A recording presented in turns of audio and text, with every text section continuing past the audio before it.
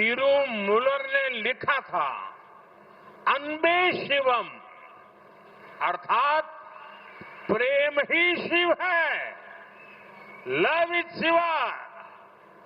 आज अगर विश्व इस विचार को एडॉप्ट करे तो ज्यादातर क्राइसिस अपने आप सॉल्व हो सकती है।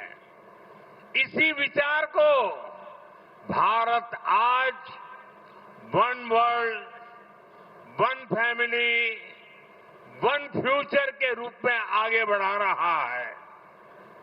நீங்களே பாருங்கள், அன்பே சிவம் என்றார் சித்தர் திருமூலர். இன்று இந்த கோட்பாட்டை உலகம் முழுவதும் கடைபிடித்தால் பெரும்பாலான சங்கடங்கள் தாமாகவே தீர்ந்து போய்விடும். இந்த எண்ணத்தை தான் பாரதம் இன்று ஓர் உலகம், ஓர் குடும்பம், ஓர் எதிர்காலம் என்ற வகையினிலே முன்னெடுத்து சென்று கொண்டிருக்கின்றது. साथियों, आज भारत विकास भी, विरासत भी इस मंत्र पर चल रहा है। आज का भारत अपने इतिहास पर गर्व करता है। बीते एक दशक में हमने देश की धरोहरों के संरक्षण पर मिशन मोड में काम किया है। देश की एंशियंट स्टैच्यूज और आर्टिफैक्ट्स जिन्हें चुराकर विदेशों में बेच दिया गया था, उन्हें वापस लाया गया है। நண்பர்களே, இன்று பாரதம் வளர்ச்சியோடு கூடவே மரபும் என்ற மந்திரத்தை அடியொற்றி பயணித்து வருகிறது. இன்றைய பாரதம் தனது வரலாற்றின் மீது பெருமிதம் கொண்டிருக்கிறது. கடந்த 10 ஆண்டுகளில் நாம் தேசத்தின் பாரம்பரியத்தை போற்றி பாதுகாக்கும் பணியிலே மிகுந்த உறுத்தோடும் கருத்தோடும் பணியாற்றி வந்திருக்கின்றோம்.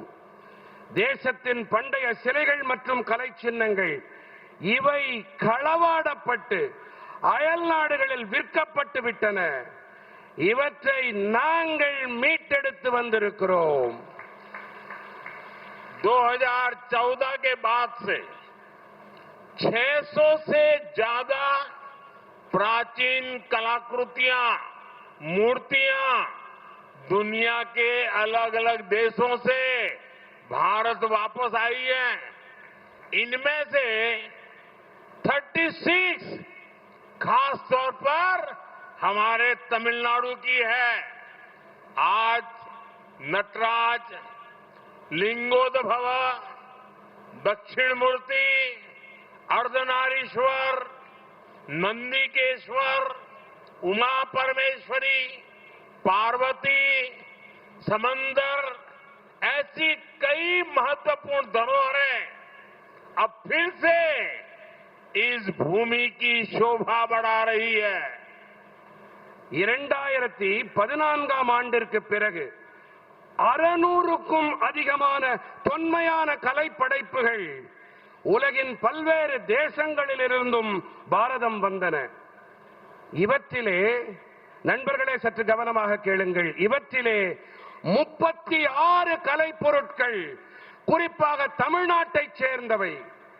இன்று நடராஜர், லிங்கோத்பவர், தட்சிணாமூர்த்தி, அர்த்தநாரீஸ்வரர், நந்திகேஸ்வரர், உமா பரமேஸ்வரி, பார்வதி, சம்பந்தர், இப்படி பல மகத்துவம் வாய்ந்த பாரம்பரியங்கள் இப்போது இந்த பூமியிலே மீண்டும் அழகு சேர்த்து வருகின்றன.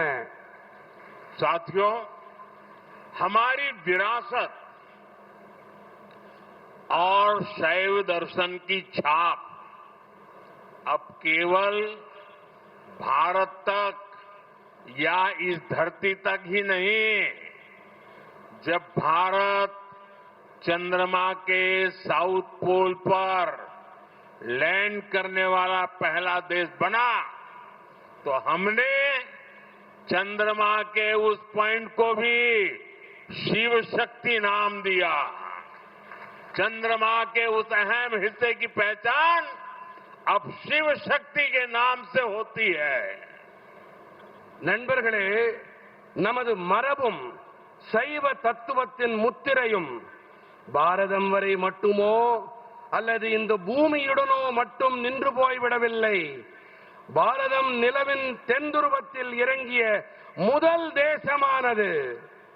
அப்போது நாம் நிலவின் அந்த இடத்திற்கு சிவசக்தி என்று பெயர் சூட்டினோம். நிலவின் அந்த முக்கியமான பாகம், அந்த பகுதி இனி சிவசக்தி என்ற பெயரால் அடையாளம் காணப்படும். साथियों, चोला युग में भारत ने जिस आर्थिक और सामरिक उन्नति का शिखर छुआ है, वो आज भी हमारी प्रेरणा है। राजा चोला ने एक पावरफुल नेवी बनाई। राजेंद्र चोला ने इसे और सुदृढ़ किया.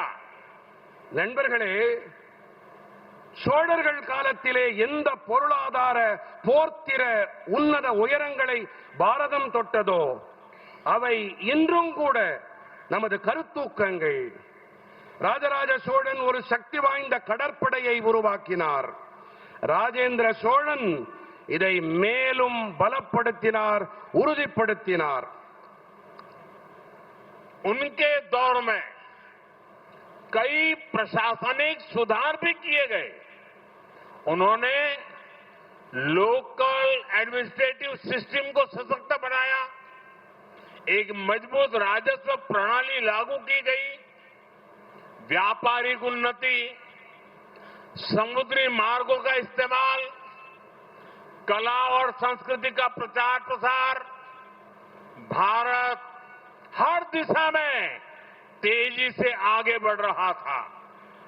அவருடைய காலகட்டத்திலே பல்வேறு நிர்வாக மேம்பாடுகள் புரியப்பட்டன. அவர் உள்ளூர் நிர்வாக அமைப்பினை சக்தியுடையதாக ஆக்கினார். ஒரு பலமான நிதி வழிமுறையை அமல் செய்தார். வியாபார உயர்வு, கடல் மார்க்கங்களின் பயன்பாடு, கலை மற்றும் கலாச்சாரத்தின் பிரச்சாரம், இப்படியாக பாரதம் அனைத்து திசைகளிலும் விரைவாக முன்னேறிக் கொண்டிருந்தது. साथियों, चोला साम्राज्य के नए भारत के निर्माण के लिए एक प्राचीन रोड मैप की तरह है. यह हमें बताता है अगर हमें विकसित राष्ट्र बनाना है तो हमें एकता पर जोर देना होगा. हमें हमारी नेवी को, हमारी डिफेंस फोर्सेस को मजबूत बनाना होगा. हमें नए अवसरों को तलाशना होगा और इस सबके साथ ही अपने मूल्यों को, उसको भी सहेज कर रखना होगा. और मुझे संतोष है कि देश आज इसी प्रेरणा से आगे बढ़ रहा है. நண்பர்களே, சோழ சாம்ராஜ்யம் புதிய பாரதத்தின் நிர்மாணத்திற்கான பழமையான சாலை வரைபடம் போன்றது. நாம் வளர்ச்சியடைந்த தேசத்தை உருவாக்க வேண்டும் என்று சொன்னால் நாம் ஒற்றுமையின் மீது அழுத்தம் அளிக்க வேண்டும். நாம் நமது கடற்படையினை, நமது பாதுகாப்பு படைகளை பலமுள்ளவையாக ஆக்க வேண்டும். நாம் புதிய சந்தர்ப்பங்களை தேடிக்கொண்டே இருக்க வேண்டும். மேலும் இவை அனைத்தோடும் கூடவே நமது விழுமியங்களையும் நன்கு பாதுகாத்து பேண வேண்டும். இன்று தேசம் இந்த உத்வேகத்தை தாங்கி முன்னேறி வருகின்றது என்பது எனக்கு பேருவகையை அளிக்கின்றது. साथियों, आज का भारत अपनी सुरक्षा को सर्वोपरि रखता है. अभी ऑपरेशन सिंदूर के दौरान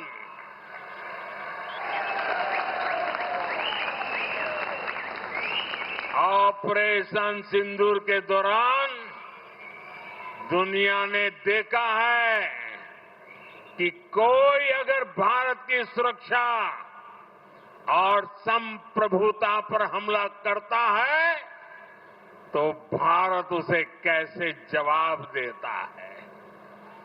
ऑपरेशन सिंदूर ने दिखा दिया है कि भारत के दुश्मनों के लिए, आतंकवादियों के लिए अब कोई ठिकाना सुरक्षित नहीं है। और आज जब मैं हेलीपैड से यहां आ रहा था, 3-4 किलोमीटर का रास्ता काटते हुए, और अचानक मैंने देखा एक बड़ा रोड शो बन गया और हर एक के मुंह से ऑपरेशन सिंदूर का जय जयकार हो रहा था। ये पूरे देश में ऑपरेशन सिंदूर ने एक नई चेतना जगाई है, नया आत्मविश्वास पैदा किया है और दुनिया को भी भारत की शक्ति को स्वीकार करना पड़ रहा है। ட்ரெண்ட ஃப்ரெண்ட் ஆக்கிக்கோங்க. தந்தி டிவியின் சப்ஸ்கிரைபர்ஸ் அண்ட் ஃபாலோவர்ஸ் குடும்பத்துல நீங்களும் இணையுங்க.